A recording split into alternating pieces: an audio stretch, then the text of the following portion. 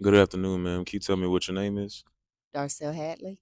How you doing, Miss Darcel? Good afternoon, man. Can you tell us your name and who you are? Yes, Ryan Holloway. I work for PACE. I'm PACE Success Coach for the Health and Public Service Division. And I just help students remain a student and succeed all the way through the process. And that's pretty much me. Good afternoon, sir. Can you tell us your name and who you are? Yeah, man. Good afternoon. I'm Jimmy Burgess. Good afternoon, sir. Can you tell us your name and who you are? Yeah, my name is Dr. Keith Graves. I'm an instructor here at Alamance Community College, and I teach business administration. My name is Nick Boudreau. I'm the career education counselor at ACC. Good afternoon, sir. Can you tell us your name and who you are? There's Mr. Christopher Swinton. I'm instructor here at Alamance Community College, and I teach business administration. Good afternoon, ma'am. Can you tell us your name and who you are? Good afternoon. My name is Lindsay McDonald. I'm the graphic designer here at ACC. Good afternoon, sir. Can you tell us your name and who you are? Yes, I am Gilbert Umberger, and I am the coordinator of student life and engagement here at Alamance Community College. Good afternoon, ma'am. Can you tell us your name and who you are? I'm Dr. Patricia Algali, Uh, and I'm the wellness counselor for Alamance Community College. Can you tell us a historical moment in Black history that you really appreciate as an individual? Um, so all the stories of the Atlantic slave trade, we can talk all day about it. Um, their sacrifice, their resilience, um, to be in the toughest environment, um, and having to endure the atrocities of the living conditions, things like that, and still be resilient enough to carry an entire family forward, an entire people forward.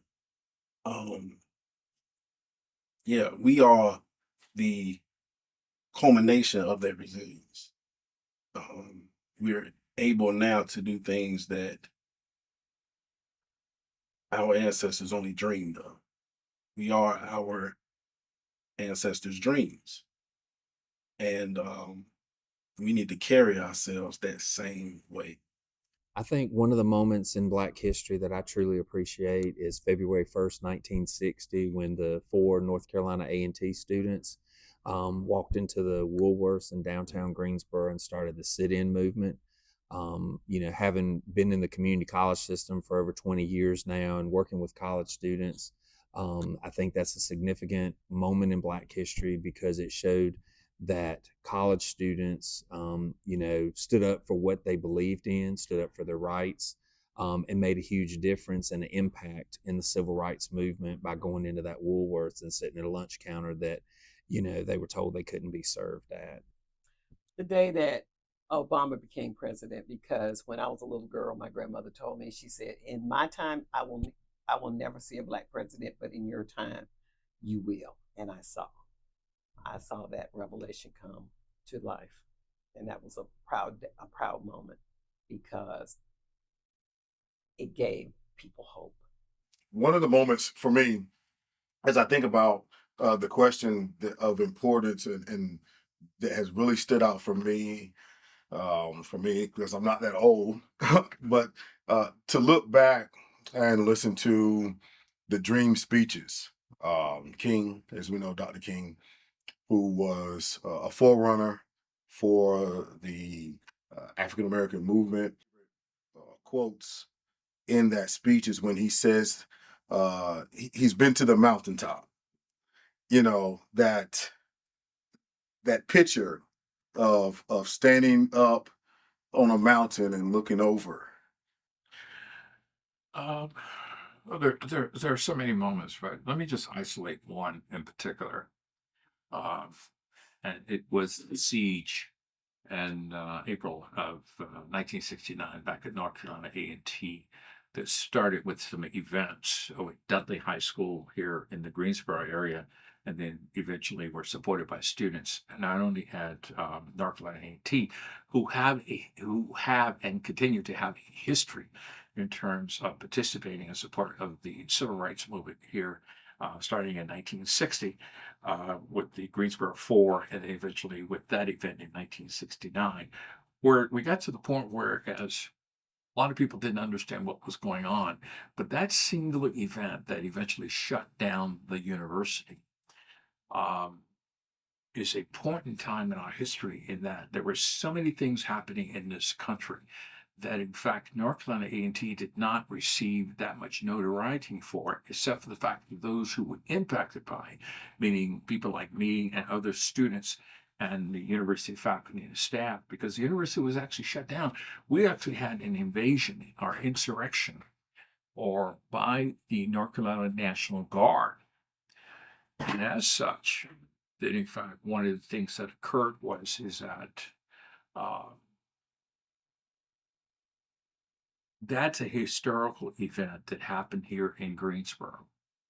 Conceptually, like a cultural moment that's happening right now, like the stuff that LeBron James is doing with like his I Promise School and just all that he's doing to give back to his community in Akron.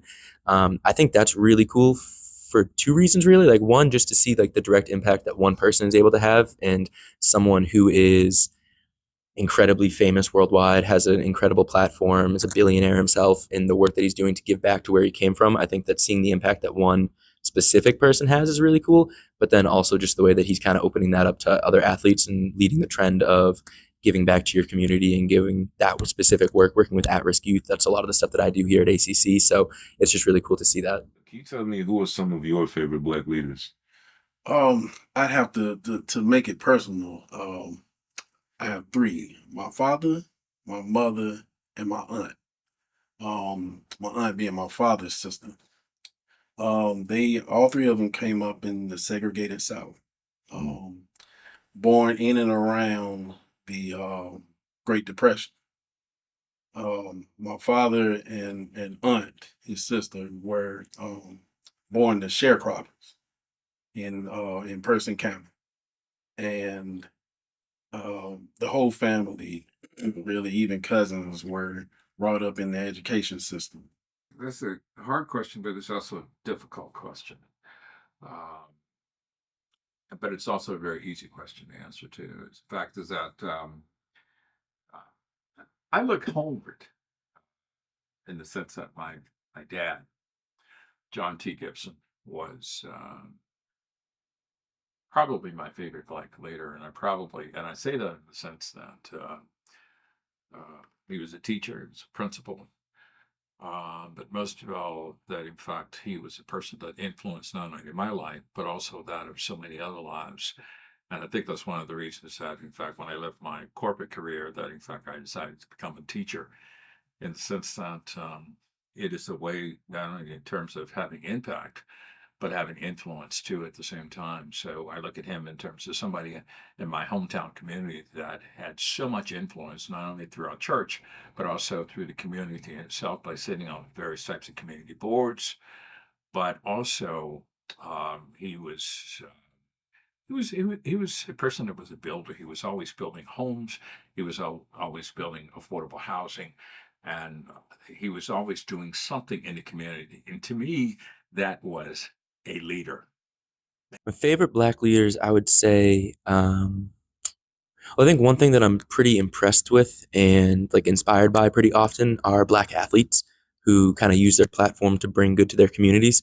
So whether that's, and not only their communities, but just raise, I guess, awareness to social issues. So whether that's Colin Kaepernick taking a knee on the football field, or NBA players wearing I Can't Breathe shirts, or Naomi Osaka wearing like victims of police brutality on her masks. I think that folks who take advantage of like spotlight that they get on TV and millions of social media followers that they have and stuff to bring awareness and kind of be a voice for those issues is just pretty cool to me, I think.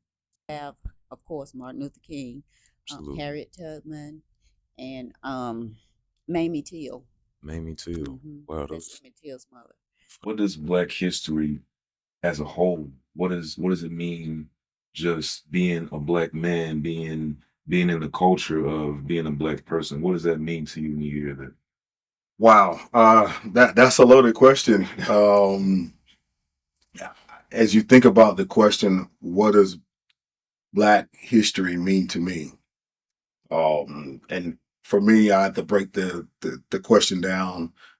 First of all, I'm an African American man. Um, so when we take history and put into being African American, as you say, Black, it's a history has different phases. So what does the history to me mean? It means what brought me to this point now. How did I get to be here, Jimmy Burgess, as a student success coach for the TRIO department, an African American man in Alamance County, a graduate from North Carolina A&T State University, a business owner for the last 20 years. The history allowed me to be who I am today. Civil rights movement, affirmative action, so many more things that we could list that allowed me to be who I am as a Black man in the United States in Alamance County of North Carolina. It's so simple. It means everything. That in fact, if you look at who we are and look at how diverse we are using that term, we go from the light skin to the dark skin. We go from the heavy to the thin. We are such a creative people. We are, they talk about the Greeks in terms of being the cradle of society, of the world. But go back and look at African societies. We actually were the cradle of society, the cradle of the world, and we still are today. And I think part of the problem is that we just don't get a lot of credit for that, and we don't get any credit for it. And when you go back and look at it, because it's not well documented in history, but not only that, it's not documented in the sense that we're not teaching our children that to look at it. But Black history in itself, from a terminology perspective, is that people of color, that's who we are. And we need to celebrate that as often and as many times as we possibly can, because of the fact that we are who we are, and we will always be that. And that's a great question because Black history means so much. It means different things to different people. But for me, it really means it's a story. It's a story of struggle and triumph. It's a story of sorrow, but also joy. It's a story of how people have come through so much and did so much, and the diversity they faced along the way, along that journey. If we think about Black history, we really think about the fact that this country wouldn't be the United States as we know it today without Black people and Black history. From the times of economic development that Black people brought to this country through slavery, you won't have the United States without the work and the labor of Black people. From there, going from a field to being a slave to Black people being the president of this country. Black history, to me, means something that can't be consolidated into 1 month. It's something that I take an opportunity to educate myself about and keep my eyes open when I'm out in the world to see how Black success comes up in day-to-day life. Black history means to me a plethora of things. It means strength. It means surviving. It means courage. It means making it work out of taking something this small and stretching it. It means vulnerability. It means taking chances. It means so many things. Black History Month means so many things to me.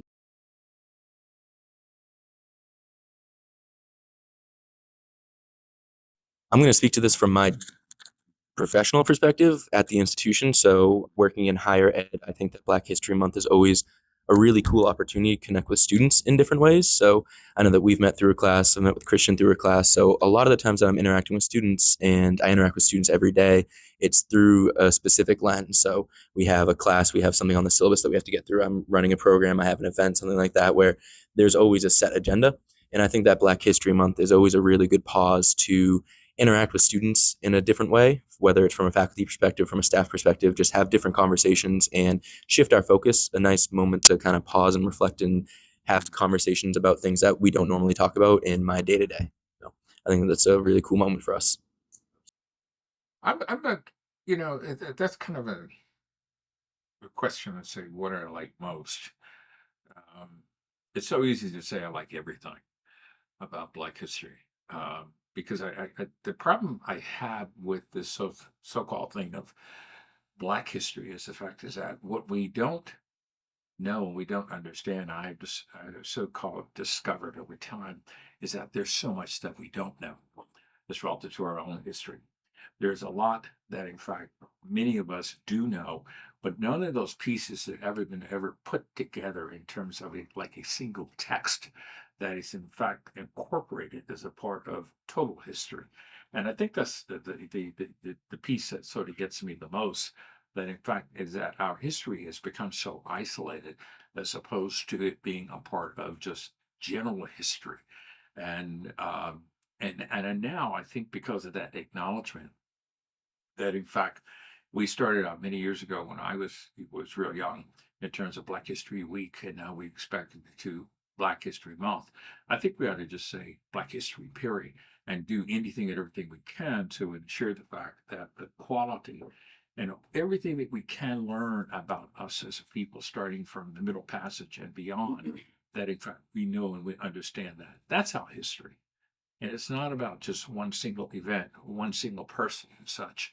And we keep learning about the same things over and over, but it's so expansive. And I think that's the thing that we need to understand about it. My favorite things about Black History Month is I'm continuously learning. Every year is more and more inventors that I find out that were Black, the inventions and the spotlight, because things that I didn't learn when I was in elementary school, I'm still learning, even at this age that I am today, about my ancestry and heritage and how awesome a lot of our ancestors were and the inventors. How do you, as an individual, celebrate Black History Month? So I take it as a Black History 365 approach. So to me, it's just not about a month. It's about all year long. So one thing that I do particularly is I like to experience Black history. So wherever I go somewhere, wherever I travel, different parts of the country, even different parts of the world, I like to connect with the Black history and the people and the culture in those parts of the world or in those particular states or communities. Anywhere from here locally, from Charlotte Hawkins Brown, the Palmer Institute down in Sedalia, to going up to the Black History Museum in Cincinnati, or going anywhere in the country where I go, I always have to find the Black history and contributions of Black people and connect with that part of my history. So that's how I celebrate by bettering myself through knowledge. Specifically in this month, I always make sure to take time out of my day to, like I said, educate myself on the different aspects of Black culture and Black success and Black traditions, and just make more time to understand and just immerse myself in that information to help me be a better coworker and role model for people, and just make sure that I'm doing all I can to support my friends and family. So I celebrate Black History Month like I have over the last several years by educating other students about Black history. It's a shame that we only get 1 month to set aside for, Black history and a month for women's history and stuff like that. But I always look forward to, putting up the displays that, students will see right here at ACC. And I've enjoyed working with Rebecca Fetcher, who's one of our history instructors, to put up this week's posters about music and the different types of music and genres of music that have been impactful in Black history. But just educating people, because I myself, when I'm putting up this stuff or looking for stuff, I learn things that I didn't know about Black history. So I think and I'm, as a connoisseur of history and loving history, I look forward to learning new things and learning about different aspects of Black history that I can share with others, because I think it's important that we share that knowledge with each other. So and then people teach me stuff about Black history, things that I didn't know. So yeah, I look forward to celebrating it by sharing with others the information that I'm able to gather and just pass it. By reading and learning as much as I can about our forefathers and people that struggled to make this country a great country and contribute their work and pain and suffering, and to give me what I have today, a great education and an opportunity to serve all people.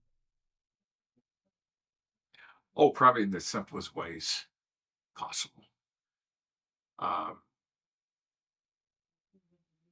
I celebrate it through my church, for one, but I also celebrate it by coming and talking with people like you.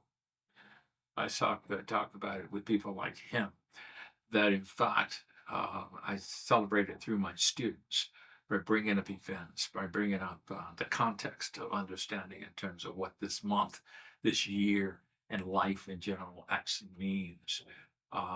I talk about it in terms of the history of a lot of things we've sort of missed out on. How do you feel about Black History Month? To be very honest, I love the idea of Black history, but we live Black history each and every day. So I celebrate my Blackness each and every day. So I feel like I am part of Black history each and every day that I live.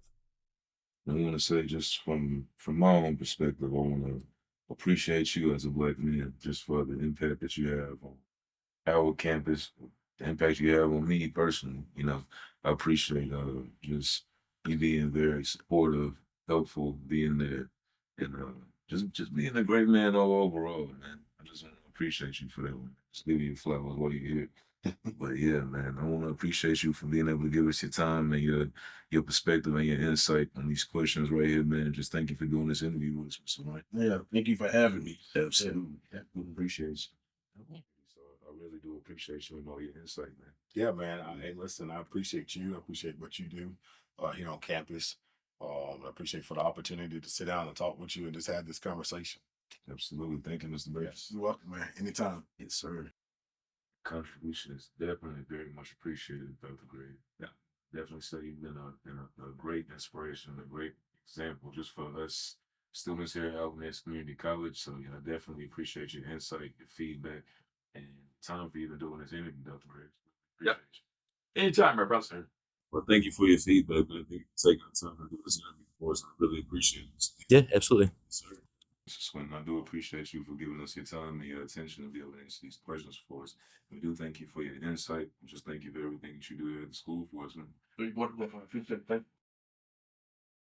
Thank you for taking the time to be able to sit here with us and give us your feedback and your insight on Yeah, questions. So thank we you. definitely thank you for doing this. Thank you very much. Appreciate the work that you do, Mr. Bill. Well, I appreciate the work you're doing and glad to work with you on the SGA, Jamari. Absolutely. Thank you for helping us Yeah, out with this. thank you. Thank you. Yes, sir. Well, I definitely appreciate your insight and your feedback, man. And I'm glad to be invited. Thank you so much. Absolutely. Mhm. But thank you for your time, Ms. Dorsey. I really appreciate you answering my questions today. You are welcome.